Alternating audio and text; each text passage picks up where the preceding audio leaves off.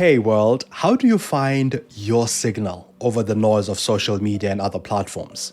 In this episode, I talked to the CEO and founder of The Futur, Chris Do. He's also the author of A Pocket Full of Dough, a book that encapsulates over 2 decades of reflections and observations on entrepreneurship, philosophy, creativity, and more. We discuss how he builds his audience, how to price your creative work, and why you may want to rethink how you approach your craft.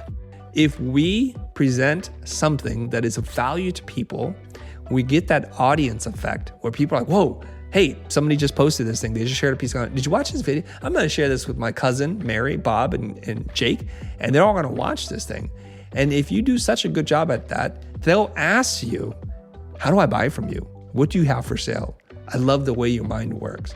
To get more content from The Lead Creative, please hit subscribe and share this episode with your network.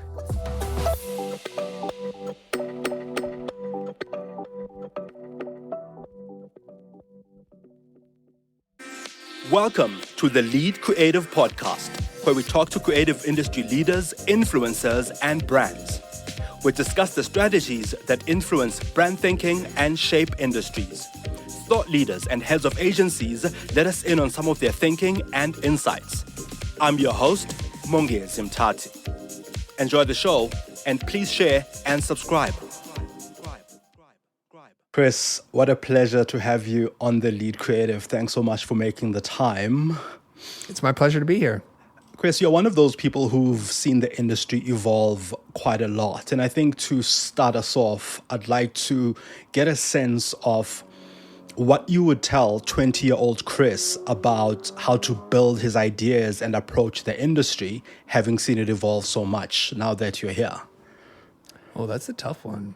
The biggest challenge that the 20-year-old you is going to have is to be seen, to be recognized, and to be able to have some kind of relationship with your prospects, with your clients, and the people who may come to work for you.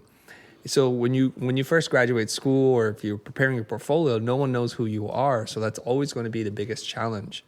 Now, it doesn't matter what industry you're in. I was in the motion design industry, and so I was lucky to be in Los Angeles at that time. Kind of the birthplace of what I was doing was happening, and it was the epicenter. And so it was fairly easy to find people who were doing that kind of work and who were interested in this field. So I think orienting yourself to where your prospects, your clients are, where it's happening, will increase the opportunities that you get. Does social media make it easy? It makes it much, much easier. Because I started in 1995. Yeah. Social media wasn't a thing. The internet was just version 1.0. And now it's so much easier because clients are looking for you and you have so many free platforms to publish on.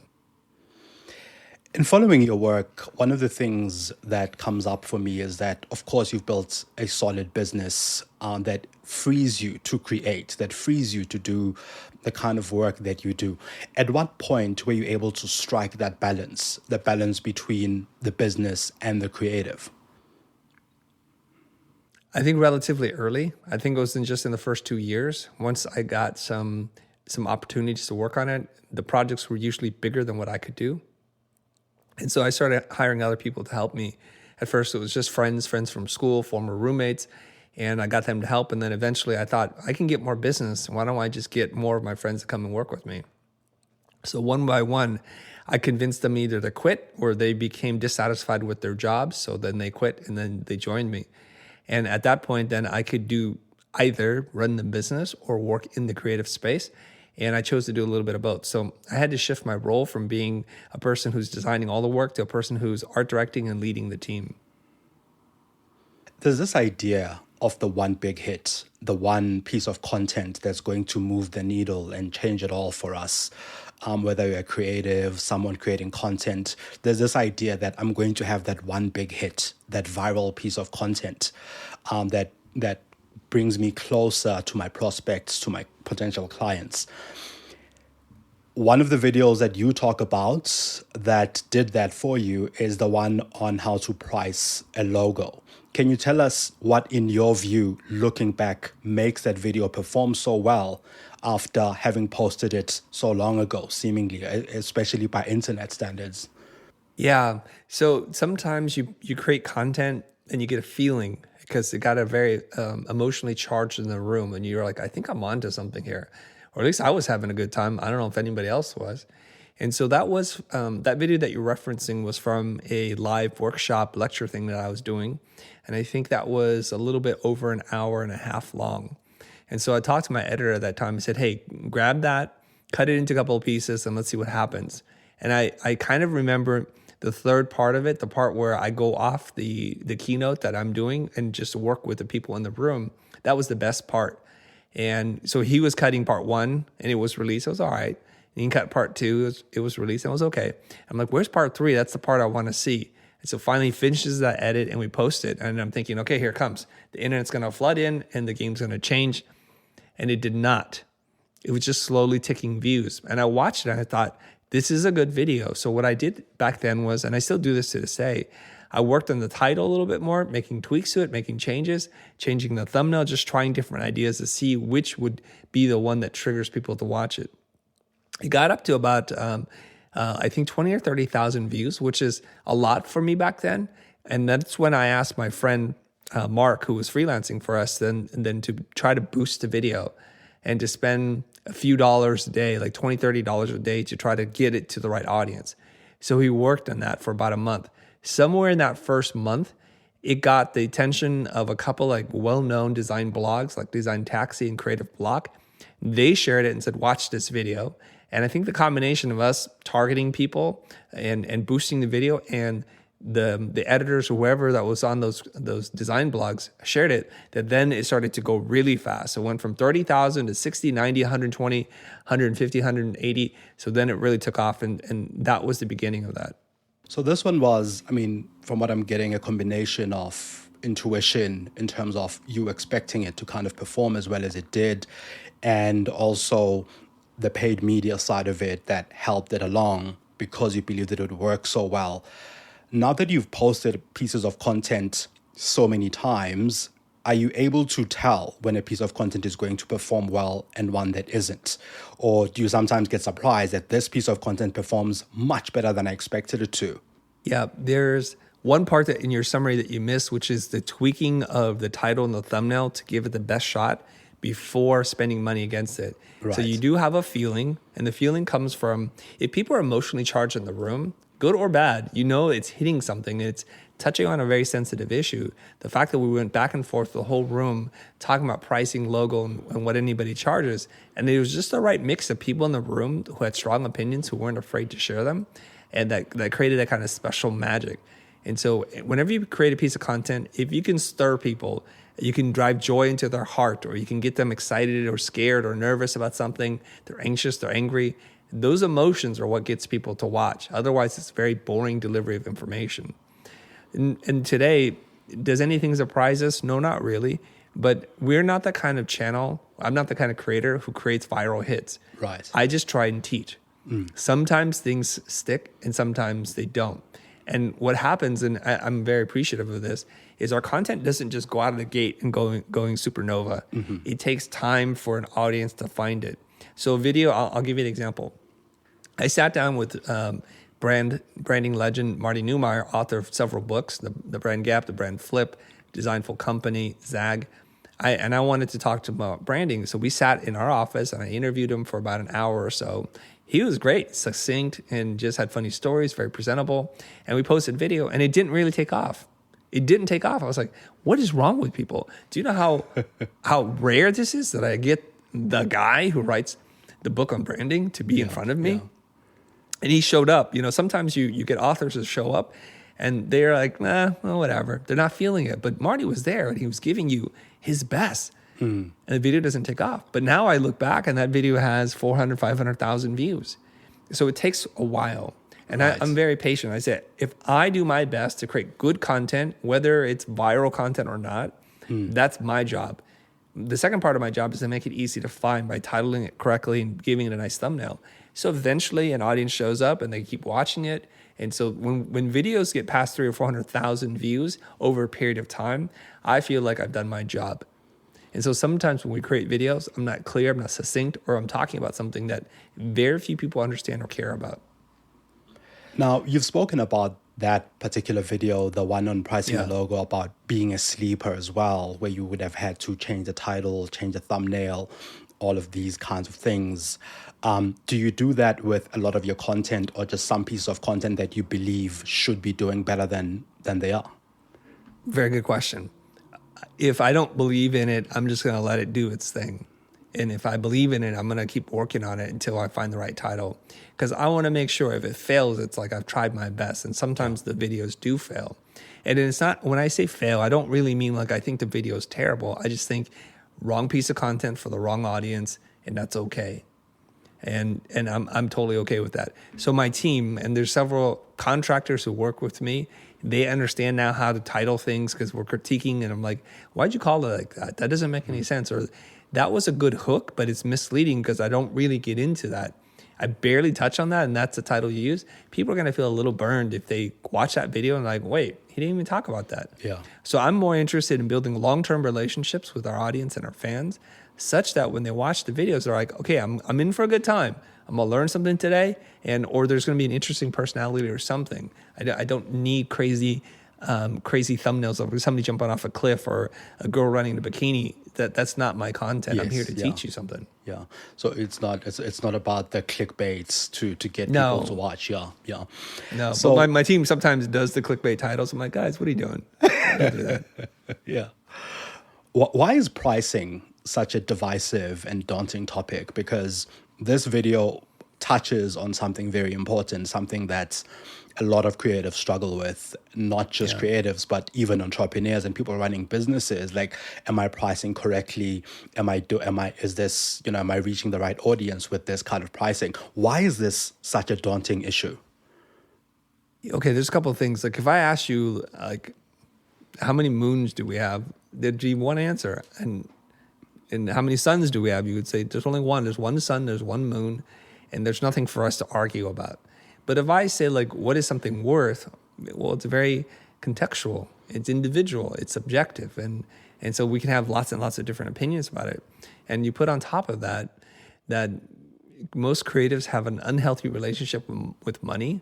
We've been told that money and time are tied together. They are, but not the way that you think. We think that if we don't work on something for very long, we shouldn't charge a lot for it. And so we've always defined our worth as how much time do I need to put into it. And it's kind of interesting because that makes it all about us. So if you hired me to design you a website and you're launching a new clothing company, if I say, well, I'm going to spend 40 days on this and I should charge you 40 grand. And you're like, well, it's not really worth that to me. Okay. And I say, well, that's what I'm going to do. I'm going to give you my time and my attention. And they're like, well, it's not worth that. Or it could be the opposite. It would be like, what a deal. I was expecting to pay 400,000 and you just asked for 40K. The person's time that matters isn't yours. The person's time that matters is your prospect, your client. So if you could launch that same clothing company in 20 days or 10 days, would it be worth more or less to you? And most people would say, I pay more for a faster result. So if I focus on the result that you want and the time in which you care about, then that's the price, not what I spend on it. That's a very selfish point of view. I heard Scott Galloway, Professor G, talk about this, Galloway. He said that if you want to create a $1 billion app, build a time machine. So that's like the headline. You're like, what? Build a time machine? And he said, if you get your kids just to watch Netflix and nothing else, you'll save something like 22 days of your life every year because of commercials and interruptions. So Netflix is valuable not just because of the content, but in terms of the time in which you don't spend doing something that you don't want to do. So I watch YouTube. I'm interrupted by ads all the time. Unfortunately, I think our account is a business account, so I can't turn the commercials off by paying for it. But now I realize what the value of what he's saying. Every time I watch a piece of content, I don't want those interruptions. And so that's what you want to do. So you, the client, the prospect, have a goal that you want to achieve. If I can define what that is, define how valuable it is to you, and give it to you in less time, it's worth more. There's something in that I want to kind of unpack, because a lot of creatives, myself included, struggle with this idea of, do we price this based on units of time, or do we price it based on a project? Do we price it based on the success that we think it will have, right? So if you are a car brand or whatever the case is, and we believe that this will sell you 20 million units, do we price it based on that, or do we price it based on the time? How do clients receive either side? Because one of the fears is that if I price it based on what I believe the value is, based on what I believe the sales value is to the client, it's likely that they won't want to pay this. But you've worked with a lot of clients, you've worked with a lot of brands on either side. How do you structure that conversation in such a way that it's palatable for them as well? Yeah, it has a lot to do with you and the kinds of people that you're talking to. So let's break that down. Number one is, are you an experienced person? Do you have deep levels of expertise doing one thing so that you can spot patterns and you can connect ideas really quickly? If that's not you, let's not worry too much about like what pricing models you're going to use. You just need to work on mastering your craft. And that could take, if you follow Malcolm Gladwell's guideline, like 10,000 hours to do that. So if you're a 19-year-old person, and because my son is trying to value price, I'm like, yeah, no, I think you're just starting. I think you need to figure out what you don't know just yet. And it's the arrogance of youth. They think they know everything already. Yeah. So work on mastering your craft so that when you say to someone, I can deliver X result, that you actually can, and you've done it multiple times before, not just once. This is the other thing I find it's kind of interesting with the way people, their brain works. They're able to create one hit, literally just one hit, and say, I know how to make viral hits now. I'm like, do you? How about you do that 3 more times? And then the second time they don't get a hit, and the third time they don't get, they're like, no. You can get lucky once, but if you can do it multiple times, then you understand something. Although you can't guarantee it, you have a pretty strong sense of like, yeah, the probability of me achieving that is quite high. So now you have a skill, you have confidence, and you've seen patterns, and you have proof that you can do this. So then the next client that you encounter, depending on their general budget range, you may forgo all of the different pricing techniques and just say, to work with me, it's going to cost 30 grand. I don't know what we're going to do, but I don't want to waste your time. If you don't have 30 grand, there's not much I can do for you. That's because everybody you've been talking to can't afford you, and there's no point to get into project fees, percentage of sales, because they just can't afford anything, okay? But then once you get into this middle to high pack, in terms of like what they can afford, then there's lots of different models that you can try. And now the tables have turned. They can afford way more than what you would normally charge or even can ask for. So now you have to get a little bit creative, right? And most people start off by charging hourly. They graduate to charging per project. And then somewhere between value-based pricing and performance-based pricing is where they're going to land. So I'll give you the final example now. There can be scenarios where you use all 3 models on one client. And let me explain. So a client says, I'm launching a new thing, and we have a track record of being able to sell, and I need something to help grow that. Maybe they're like asking you to build a mid-funnel design so that you can drive sales for them. You're okay, great. So historically speaking, the benchmark has been you've been able to sell 1,000 units a month. What is a target? They're like, well, 2,000 would be great. So you want to 2x that. And what's the price per unit that you're going to make more? What is the profit margin? Let's say they say $1. So if I do my job well, you're going to make an additional $1,000 in revenue, and we're going to work on that. Okay, so now we have to ask ourselves, what is our appetite for risk? What is the client's appetite for risk? The riskiest thing the clients can do right now is to say to you, well, I'm going to pay you hourly. Just work on it. And there's no idea as to how long you work on it. And you work a gazillion hours. Let's say you work 10,000 hours, and that's what you charge them. And they're, well, I was only going to make $1,000. That's super risky, right? So then they're like, you know what? I want a fixed fee bid. I want to put a cap on this. You just tell me how much, and then you just bill me, and then you just do the job. I don't care if it takes you an hour or if it takes you 1,000 hours again. Okay, cool. And you can do that. Or you can say, look, here's what I propose. I would normally charge you $50,000, but that's a big investment considering you're only going to make $1,000 in increased revenue per month. Why don't we do some hybrid model? The client's like, tell me more. I say, look, why don't I charge you my base fee of $500? I get a percentage of every sale. Let's say I get 15% of every sale. So you get some money and I get some money. And if in that process of me building this, you want to add new features and things like that, happy to do that. I'll set aside an hourly fee of $100 an hour to do that. So to do what you're asking for, I'm going to charge you $500 plus. We're going to do 15% on revenue, and anything that is outside of the scope for the period of this time, then what I will do is I'll charge you hourly for that. So we're using all three models, and the reason why we do that is because that is the most effective way to solve a complicated problem like this. Now, this brings me to something I recall from your book, A Pocket Full of Dough, where you mentioned that lowering your price is a temporary solution to a long-term problem. And to me, it's related to what you've just said. Can you unpack what that problem is that you are trying to almost put a Band-Aid over instead of solving it? Yeah. So when you're in war, the way that you signal to the other side that you give up, please don't hurt us, don't kill us, is you wave a white flag. So when you set your price, let's go back to round numbers again. Let's say that your normal project fees are $10,000 and a client comes to you and you just feel like they're not going to hire you. Something is wrong. They're like, we can't afford that. So you say, okay, well, why don't we do it for $6,000?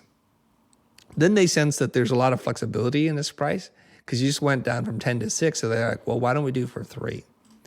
And you say, well, I've already spent all this time. I don't know when the next gig is going to come. Why don't we do it for $4,500? You kind of split the difference. And they say, okay, fine.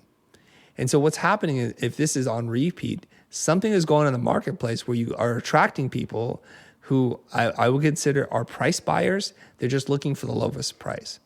This is an indication that you're poorly positioned, that you don't have top of mind awareness, and that there's something about your sales process or your body of work that's attracting the wrong kinds of clients, or that your sales process is completely broken, that you don't know how to have the money conversation, and so this is what's going to happen. So your temporary solution is continue to lower the price each and every single time somebody asks for it.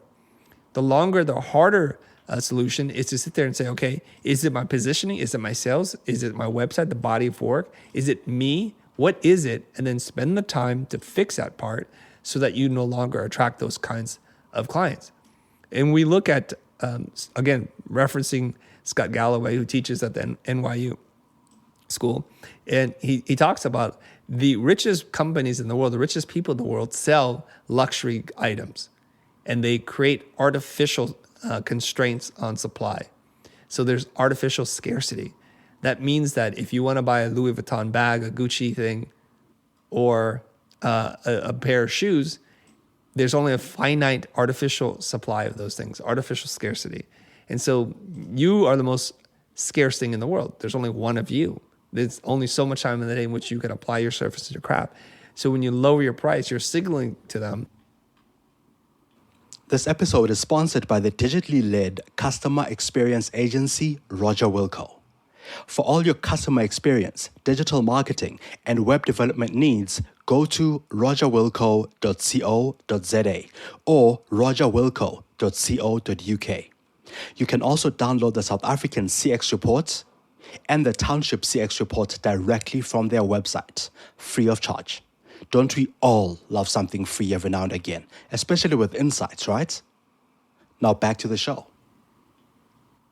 Something that is related to, I think, this pricing thing and the problem that you were just referring to, I think, is sales, which creatives really struggle with. And I count myself in there. I battle a lot with just the idea of selling and sales. How can we be creative, or at least apply our creativity as well in how we sell and do so compellingly? You know, if you are detached from a process, you're able to see it much more objectively. So when you're selling yourself, it becomes very difficult because this is the work I'm going to do. And so when somebody talks to you and they're like, well, that's too expensive, you don't hear that it's too expensive. You hear like, you don't think my work is worth it. I feel personally insulted by this. And so you respond emotionally, and this is not a good way to conduct sales. So if we start looking at sales, not as a game of judgment and value to you, and we look at it as more of a way to serve other people, it will take a lot of the stress off us. So I think when people do sales, and this is for professional salespeople, it's not even just for creatives, have the mindset of servitude. So you'll hear me say things like stop selling, start serving. And it really does mean that. So everybody that walks in the door is not a good fit for you, nor are you a good fit for everybody. We know this already. Just like how when you walk into a store and you're looking for a pair of jeans or a jacket, not every brand is right for you. And you're just here to kind of find the right fit. Imagine if every store you went into, they wouldn't let you leave until you bought the thing that you came in there for. That'd be a horrific experience. Heaven forbid that happen. But you all of a sudden treat it like that, where everybody who reaches out, says hello, you're like, oh, I'm going to sell you a jacket. I know that's what you want. And no matter what, you must buy my jacket. It's the only jacket for you. That creates a lot of pressure, and it creates a strange dynamic in terms of your dialogue. So if we continue on that kind of idea, when somebody comes in, we should ask them questions. Like, how may I serve you? You don't literally ask that question, but you say, what's on your mind? What's a problem that you're trying to solve? What has changed in your life recently that's warranting this conversation? And then they'll tell you, and then you just listen. Now, here's the thing you have to be careful of not doing is you do not want to listen with happy ears. Just think of your ear and say like, I only hear what I want to hear. No matter what the prospect says, I keep hearing they need a jacket, they love me, they need a jacket, they love me, right? And so you're sitting there, you're listening to them and you're like, okay, I know exactly what you need. You need a jacket. Like, excuse me, I was talking about a pair of pants. And you're like, no, you weren't. You were talking about a jacket. And that's kind of how it looks. You feel pressured to close the sale, to ask for the sale, and you're not really listening. So you try to listen objectively, and active listening is a difficult skill to master, especially because we're in this hyper attention deficit disorder world where everything's getting shorter and shorter, and everything's competing for time and our attention. So even when you're talking to somebody, a person who might hand you a lot of money, you can't even be present to the conversation. You're thinking about what you're going to have for lunch, what you're going to say next, what is a clever expression or an idea that you want to share with them. You're not actually listening to them. So if you listen to them, you start serving them, and you can come to the conclusion that I hear what it is that I think you need. You need X. Unfortunately, as much as it hurts me to say this, I don't do that, or I can't do it for the price in which you want it done for.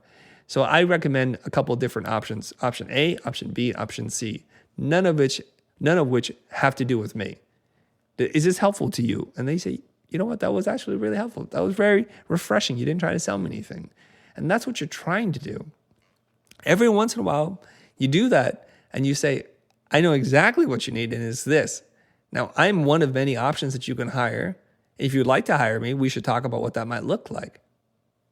So what you're trying to do is you're trying to help them get clarity around the problem and their next steps. If you can do that, you're being very valuable.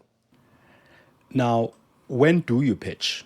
At what point do you pitch yourself? I've heard you talk about this quite a lot, and I follow some of your LinkedIn posts as well, where you talk about this, where you talk about this idea of servitude, where you talk about this idea of putting a lot of balance in that bank account before you pitch, before you sell.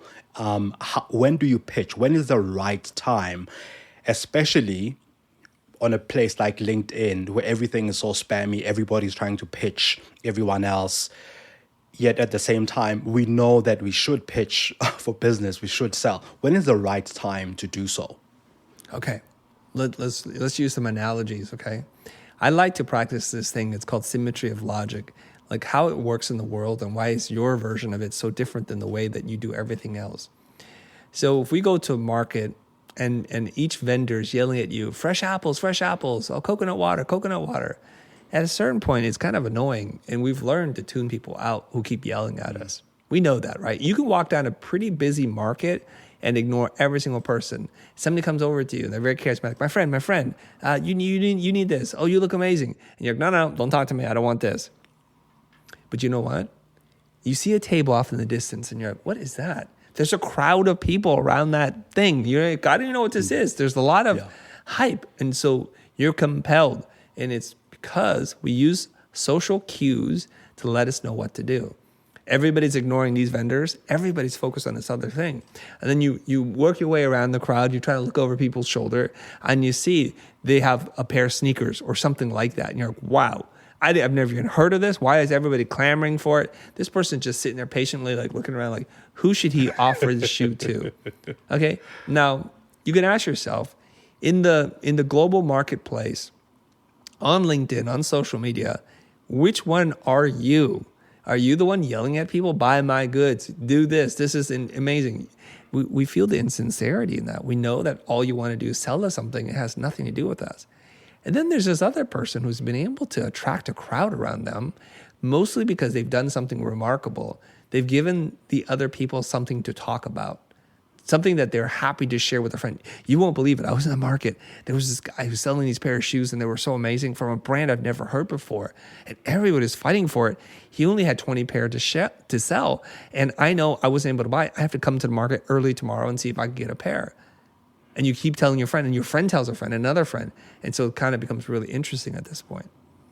So my challenge for every single person, I get this a lot, in my DMs, before we even have a conversation, before you even know me, you're pitching me some email marketing services. You're pitching me appointment setting, or social media management, or video editing. And the worst thing that you can do is you can insult me first and then pitch me. And that happens too. Chris, we're big fans. We looked at your posts. They're not that good. We can help you. I'm like, shut up. Bye. You probably can. I just can't even deal with you because you have no social skills. You go in and you try and insult me. That's not going to work. It's not going to work on me, right? So the way that we do this is, if we present something that is of value to people, we get that audience effect where people are like, whoa, hey, somebody just posted this thing. They just shared a piece of it. Did you watch this video? I'm going to share this with my cousin, Mary, Bob, and Jake, and they're all going to watch this thing. And if you do such a good job at that, they'll ask you, how do I buy from you? What do you have for sale? I love the way your mind works. And I'll give you a real life example of this. I was speaking in front of 100 people. It's a private mastermind. And I was teaching them about personal branding. I had no intentions of selling them anything because I was thinking these people are not really that interested in personal branding. This is not my usual creative community. But I was mistaken. I started talking and I can see the engagement from everybody writing notes, looking at me like, oh, give me more, give me more. I was a little bit surprised myself. So I finished. I left the stage, but I didn't want to leave at the end. I couldn't wait to finish at the beginning, and then I didn't want to leave at the end because the audience was so engaged, and I loved that. So I get off stage, I go back to my table in this ballroom, and then a small group of people came over to me. It's like, hey, I love what you said. What do you have for sale? What can I buy from you? And I was a little thrown off. I'm like, nothing. I make creative products. I teach people, creative people, business skills. You clearly are all smart business people. You don't need anything from me. And so I would rather be in that kind of position where people are clawing at you, like, what do you have for sale? Tell me more. Yes. Is there a subscription? Is there a product? Is there a book? What can I buy from you? Because I just love what you're doing. Wouldn't you rather be in that position than chasing people down? Absolutely. That's the best one to be in. And I think to that point, I mean, my approach with you was relatively similar, right? I sent you a message and we started talking and you sent me you agreed to be here. That's kind of the approach that I use. So why is it that it works the one time and it doesn't work another time when it's usually the kind of person whose work I've followed, whose at least whose ideas I have a sense of, and I pitch based on their ideas. Why is it then that the same formula works the one time and it's a hit and miss? Yeah. To clarify, I just want to make sure we're talking about the same thing. Sure. You're saying I reach out to people I admire. Sometimes they respond and sometimes they don't. And I agreed to be on your podcast. Yeah. You're like, why did it work and why doesn't it work other times? Is that the question? Exactly. Okay, very good. You have to understand that I can only share it from my point of view. Exactly. Yeah, and so I may be wired differently, but I can speak to my point of view and maybe you can get some insight from that, okay? Now, if normal people approach me and they use certain language, hey, bro, first of all, that turns me off immediately. Like, I'm not your bro. I don't even know you. Hey, bro, it'd be rad if you were on my podcast. We do X. And then I was just thinking, I never heard this person. I click on their profile. And it's like, they have 4 followers. And it's just like, this is not going to help me with my mission of teaching a lot of people. So I have a criteria. And the criteria, I shouldn't even tell this because now people will exploit this, but I'm going to tell it to you anyways. The criteria is like, do you offer an audience, a large audience? Do you get 10,000 downloads or more? And if you don't, usually I just say no. Do you offer me a different kind of audience, a different market? Do you speak to a whole different community that I don't normally speak to? Maybe it could be business, or it could be parts of the world that I've never been or have zero reach in. And then it becomes a little bit more compelling. But the third, probably the most important thing is, hey, do I vibe with you? And that's important to me. So I know this. Diversity, equity, and inclusion is an important thing. So if we only see, especially here in America, if we only see older white men being guests, being hosted by other older white men, and nothing wrong with older white men, they seem to have a lot of knowledge, then people like you and me, we never see ourselves as the host or the guest, and that's problematic. So I grew up in America in a time in which diversity was not so big nor important. And so I never saw myself as a person who could do media, because everybody that was on TV was usually white, African American, and a few Latinos, but very few Asians doing this. And then many decades later, social media comes out, and you know who's excelling? People of color. Yeah. It's like, if you give us the opportunity, we can actually be really interesting. And then what happens is some young Asian person, some person of color will reach out to me. It's like, oh, I'm just so thrilled, not only because I get to learn from you, but I didn't know people like us could do things like this. And as cold as I may be, it's like, maybe I do need to do this. Maybe there's a reason why it was put on earth, because I want to open the doors for others. And so when you reach out to me, it's a combination of your approach, your language. I might have clicked on your profile and it's like, this guy looks like a decent person. He seems genuine. Why not? And if I don't do this with you purely on numbers, then basically I repeat the sins of the past, where only a certain group of people, they get to have all the success. It's like the 0.1% have all the money, the resources, and the opportunity. Yeah. What about the other 99.9% of the people? So we have to change that.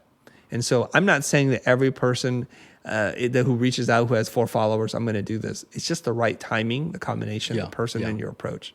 That's why. You have close encounters with creatives throughout your work. Can you share one or some of the most sort of pervasive mindsets that hinder growth among especially emerging and budding creatives, and how they can overcome this? I heard Dr. Jordan Peterson talk about this. And he says the problem with creative people is we're divergent thinkers, where left-brainers are convergent. And the difference between convergent and divergent is convergent believes there's one way, there's one right way, and there's only the right way or the wrong way. Divergent thinkers, like, there's many ways to solve a problem. And that's the beautiful thing about a creative mind. But he says the thing that makes you so great also makes you terrible in business, and you often suffer because of this. And let me unpack that a little bit more. Creative people are the hardest people to coach, because you tell them, here's how you do the thing that you want to do. They're like, well, there must be another way. I'm like, well, why am I wasting my time telling you my way? I don't even understand. And they don't even know that they're doing this. Creative people also think, well, I know that person's charging $5,000 to teach this thing, but I think I could just do it on my own. And it'll take me 4 years to do it, but I can do it on my own. And so there's this thing, and I've experienced this having taught at Art Center for over 10 years, that I try and tell people, here's how you do something. And they're like, well, that's for you. And it's like, what? Why are you in school? All you do is fight the instruction, and you think that there's some other way to do it. And sometimes you get lucky and you figure it out. But most often they just suffer unnecessarily because they have this kind of kinesthetic approach. They need to get their hands on, they need to do it, and they need to discover why, so that they can come to the same conclusion that you just told them, but they need to figure it out kind of on their own. This is why most art instruction is set up like this. You get an assignment, it's a fairly loose brief, and then you just do it. And through the process of correcting and giving people feedback, they figure out what they're supposed to figure out, or they don't at all. You cannot instruct them because they just have to go through the experience. Some people seek knowledge and rules. Some people will just throw paint at the wall and see what sticks. And so I think that is the thing that's hindering folks, because they refuse to be coached. And when they pay for coaching, they don't follow the directions. And they keep thinking, well, it's just my time. I'll just keep working on it. And there's no sense of urgency in terms of them acquiring new skills. It is a very difficult thing to work with creative people. You've also, you've also built a lot of experience, built a lot as well, and you're also constantly learning. What is it then about the things that you are receptive to learning now that makes them different out of everything else that you've learned because there's a lot that you know. And with people who know a lot, we tend to assume there's very little for them to learn. How do you kind of strike that balance of still learning when you've got so much knowledge? Yeah, this is the paradox. The people who are experts know that they know nothing, and they know there's so much to learn. The people who are amateurs think they already know it all and don't think they want to learn anymore. And so I look at it like I'm a master student. And I like that phrasing. I'm a master student.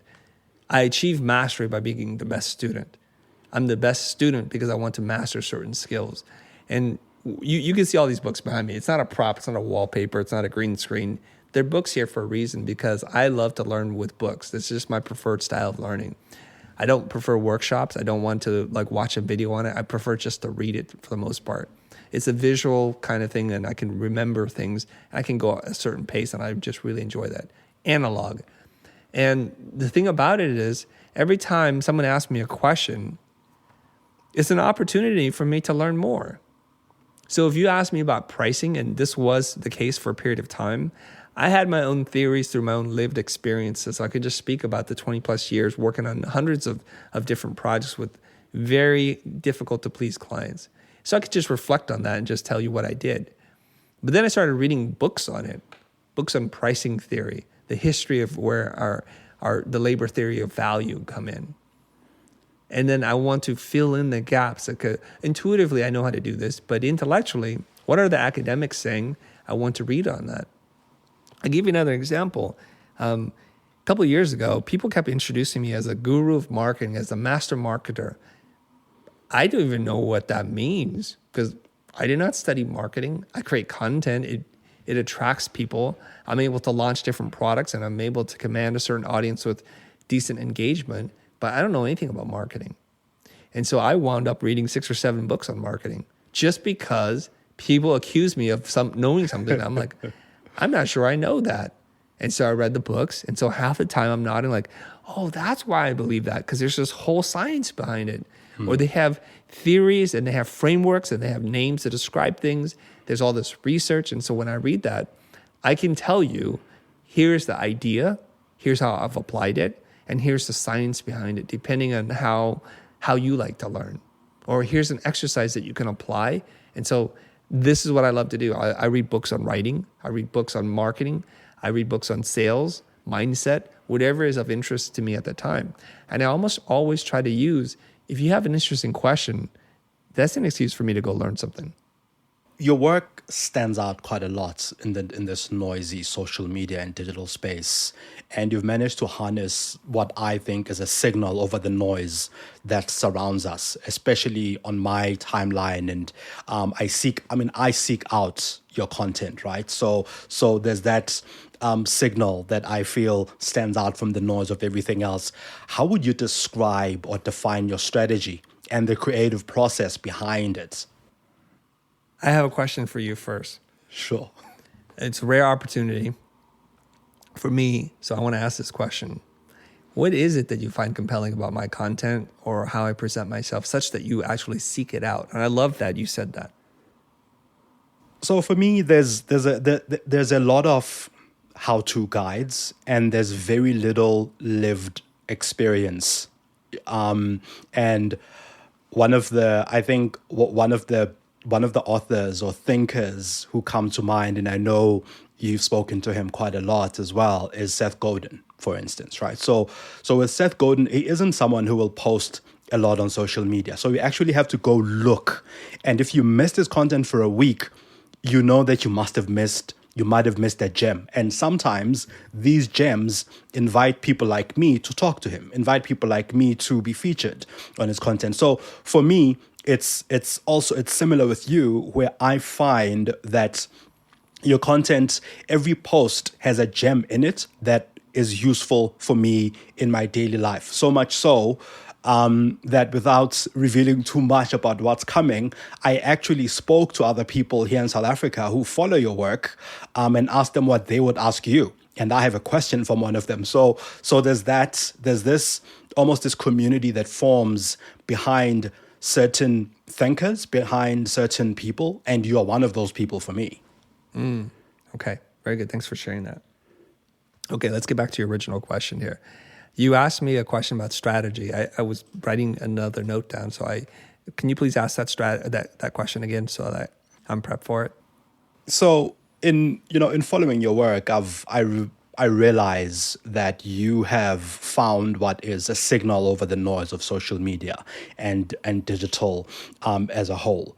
How do you harness that signal, and what's the strategy behind it? Would you define what the strategy is, as well as the creative process behind the strategy itself? I'm going to tell you this, and I don't talk about this as much, but I pursued visual design, because I didn't think of using my voice, or I didn't see myself as much of a writer. And it's through this whole journey of learning how to communicate via social platforms, through writing, through speaking, that I discovered that I actually might not be that bad at this whole other thing. And I know when I tell friends, it's like, what? You're a very natural writer. And it's a delight for me to be able to discover this. And David C. Baker wrote this in his book, The Business of Expertise. He says that we gain clarity through articulation. And articulation could be you singing, dancing, writing, recording a video, doing a podcast, whatever it is. And so the way that I like to write starts from a problem. And it's usually not a problem my own design, because every time I design my own problem, I find it's very difficult to write. Like, why is this interesting to anybody? It's not. So what I do is I read a lot of social posts, either feedback to me or somewhere where people are having an argument or something. And it starts to charge me up emotionally.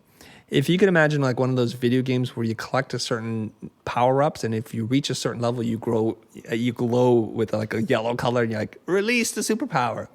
So for me, I'm siphoning off some negative energy or positive energy, but the emotions are where I'm most compelled to create something. I'm most creative.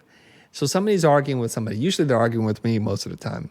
And they're like, this would never work. This guy knows nothing. You can tell clearly that this kid has never done any business before. And so they keep pumping me up. They keep pumping up. And then I reach that maximum 100% level, and I'm ready to create.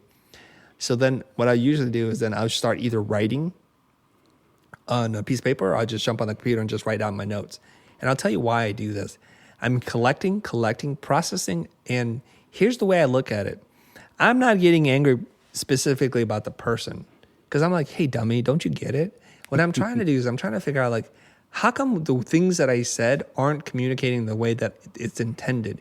What did I do wrong? I'm kind of frustrated at myself. Is it my face? Well, I can't change my face, so that'll be that. Is it the way I said it, the tonality? Or was there another angle here that they're bringing up that I didn't understand? And most likely, it's usually the last option. They're seeing it from their world, their lens. And so when I say something, it hits them totally differently than intended.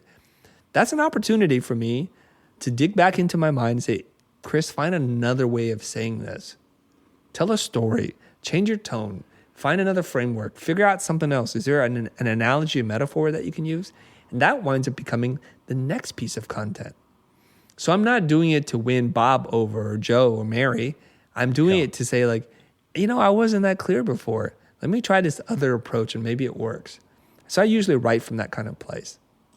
And sometimes I wake up, I'm in a mood. I don't mean like angry mood, but I just feel joy and love in my heart. And I write maybe cheesy things, corny things. Like I wrote this thing the other day on Twitter. I said, the fact that you exist proves that there's greatness in the world. Keep doing what you're doing until the world figures it out. And it's a little corny. It's like a Hallmark card, right? But I was just feeling my heart. So I've learned to listen to my heart, follow my instincts, and let the emotions guide my writing, because unemotional writing is pretty boring. It's like you might as well write a technical paper. Yeah. So that's my strategy. I write based on that. Like how Dr. Bruce Banner, the Incredible Hulk, says, "You won't like me when I'm angry," from the TV show. Yeah. Yes. It's like, you'll like me when I'm angry. Because when you read the content, you're like, I feel this, and people respond. They're like, say it louder for the people in the back. That's what they'll say. Like, say it again, clap, clap, snap, snap. And it's like, yeah, okay, because you feel that I feel this. And I'm not just phoning it in. This is not a robot writing it. It's a human being with a certain perspective, and I'm going to share that. And that usually works. And I try not to do it to serve myself. I'm not trying to write it so that, oh, here's the pitch coming. You read the piece of content and you're like, by the way, buy this product for $4.99.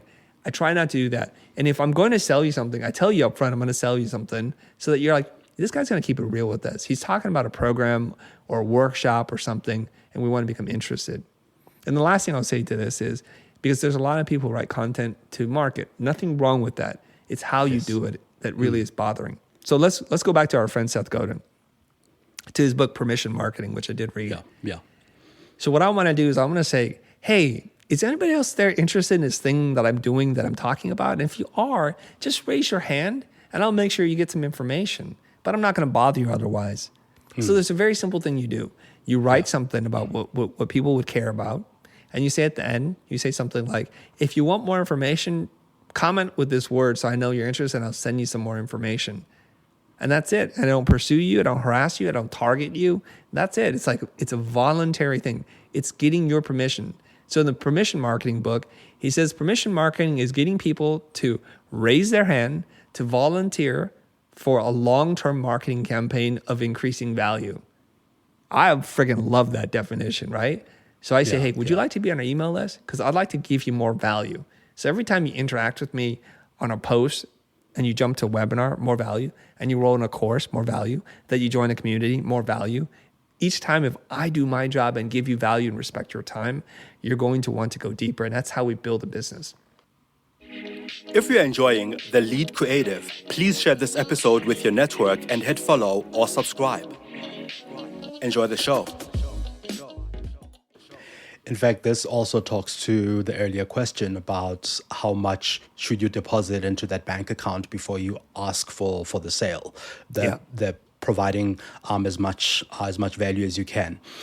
So, Chris, before this conversation, as I said earlier, I reached out to a couple of people in my network who follow your work, and I asked them what question they would ask you if they had the opportunity to. And I found this one to be interesting from a friend by the name of Mphomo Japelu. And so I'm going to read his question. So he asks, from my personal journey and echoing the sentiments of many fellow creatives, it often feels that the more we build our businesses and creative responsibilities, the more we risk losing the initial passion and love that we had for creativity when we started. The challenges of entrepreneurs seem to stifle creativity. So, Chris, how have you managed to not only maintain but also fuel your creativity and passion with the demands of business and building a successful career? I challenge the original question. And questions are built on assumptions, and the assumptions must be true for the question to be legitimate. Mm-hmm. I don't feel like the question was 100% legitimate, and I'll tell you why. I like the question, but I just want to clarify something for your friend, okay? Sure. We can see many examples of people building creative businesses where there's tons of joy and passion in them. So we have to say, what is the difference between those entrepreneurs, those creative people who are running thriving businesses, working with the best brands in the world, making tons of money, getting all the press, being invited to be the keynote speaker, and you? That's the real question. What is it that they're doing that you're not doing? Versus saying, the more I grow my business, the less I find joy in it, and I want to avoid the burnout. Right. That's one way of looking at it. So there's a book, it's called What's Your Problem? And it's a book on framing. If we ask the wrong question, we get the wrong answer. I think it's Maya Angelou who said something like, there's no such thing as the right answer to the wrong question. So I can give you a great answer, but if it's the wrong question, I'm kind of screwed. Okay? All right, so let's get back to that. If we look at successful creative people who've launched a business, almost an enterprise, we're like, well, what is it about them? And I can think of several. I can think of the people at Pentagram, Paul O'Share, Michael Beirut. I can think about people like Brian Collins from We Are Collins. They get to work with the best clients and collaborate with the most creative designers and illustrators in the world. And they get to fly around the world speaking and sharing their knowledge with the world. And we as citizens of that design community are just thrilled to be around them, to hear from them, to hear the wisdom come from their lips. It's enthralling, or it's enthralling for us. It's thrilling. Okay. So what is it that we have to do? So when we run a business, we take our creative hat and we try to run a business and we don't follow any of the rules of business. And this is why we get ourselves into a lot of trouble. We think we're in business so that we can do the work ourselves. Like if you think about any business, like Rob, what is his name? The guy who started Starbucks, something Schultz, right? Is he making the coffee in the back? Is Jeff Bezos packing up your box for Amazon? Is Elon Musk putting on the tires to your Tesla? No, because they find their role and their purpose to be much bigger than that. So we have to understand something. Another Seth Godin idea. You want to play the game for as long as possible because the person who can make the most amount of failure, the person who can fail the most wins. And that means that you have to be in business tomorrow in order to fail again, to have the opportunity to fail. And to do that, you need to build a long-term sustainable business, including work hours, mix of clients, and especially revenue. And I find joy in being able to build something like that, to be able to share that with other people. When I ran Blind, my service design company, I did that for 20 plus years. In the 20 years in which we ran the business, there was only 1 year in which we were actually losing money in the red. There were a couple of years when we barely made any money, but we didn't lose money, okay? And that means that I need to be a good custodian of the business. But one of the pleasures, the great pleasures that I had in building a business, and I take great pride in, was the ability to assemble and attract a super creative team that I love to see every single day, who did work that inspired me personally. Not work that I would do per se, but work that was like, wow, that was so interesting what you did there. I would not in a million years have taken that approach, and I just really appreciate that I get to be the custodian for this. It's kind of like running an orphanage for creative orphans. You know, you're talented. You just need a little love and support, some kindness, and then we can see you flourish and become these beautiful human beings. And I like that. But if you define your business as what can I do such that I get to do the work and keep my hands in it, you might get burnt out. You might have some frustration, anxiety. You might find yourself not very profitable and not able to fail again. You've lost the opportunity to have another shot at it. So I think we have to take our creative hat off, put on our true entrepreneurial hat, not the creative hat that pretends to be an entrepreneur, and understand why businesses exist. There's only two reasons. A business exists, according to Peter Drucker, to create a customer and then to make profit. If you can't create a customer and you can't make profit, you have no right to be in business. Yeah, that's a very insightful way of looking at it. Now, Chris, in closing, we have a tradition on the show, a recently started tradition, where we ask our guests a question for someone they'd like to talk to. And should it happen that we ever get that person on the show, we want to ask them your question, or at least share your question. And really the question is, if you could ask one person or two people from any industry about their approach to work as well as creating, who would that person be and what would you ask them? I'd like to ask Elon Musk this question. So you have your work cut out for you, okay? The question I have for Elon is, do you think it's a wise business decision for you to be so vocal with some of your thoughts that seem to go against creating value for your shareholders? Because I liked Elon Musk a lot more before he started spreading all his crazy ideas. I believed in his companies. And there's such a movement now that says, I love, like people wear or put stickers on their car, I love Tesla, I hate Elon. And they're buying it despite the fact that he's done as much as he can to hurt his own company, which I do not understand. So I wanted to know from him, what is the rationale? What is the reasoning behind him getting on Twitter? Because he keeps telling himself and others, and he jokes about it, it's like, I keep shooting my foot off with my mouth. So maybe I should stop firing. But he just keeps doing it. I'm like, why are you doing this, Elon? I don't understand it. Yeah, that's a very interesting question. And also, I think there was a mystery to Elon before he was so vocal, right? Like we knew that he was doing all of these things, but we didn't know a lot about the person. Yeah. or at least these kinds of ideas that he's spewing. Chris, thank you so much for making the time. This was a hugely insightful conversation, and I'm sure that a lot of creatives will benefit from this. We appreciate your time. My pleasure. Is it Mongezi? How do you say your name? Mongezi. Mongezi. Well, Yeah, I appreciate it. I now know why I agreed to this podcast, by the way, because you're South African, and I want to be in Africa next year. I've never been. The closest is like in Egypt, so it's like, okay, I want to go to Africa. I want to go to Nigeria, to Ghana, and to South Africa. So I hope that this message reaches a lot of people, because I would love to go there. But of course, I can only go there if it makes business sense, if it's feasible for me. So Absolutely. just put it out there. Thank you. Absolutely. And if you ever and if you do come, we'd love to treat you to a coffee. Thank you very much. Appreciate it. Awesome. Thanks so much. Thank you for listening to The Lead Creative. Did you get one insight that's worth sharing from this episode? Please share it with your network or your friends. Pop me some of your ideas and innovative finds on Twitter on @Mongezi. This podcast is available on Spotify, Stitcher, Apple, Google, or wherever you listen to your podcasts. You can also find me on mongezi.com.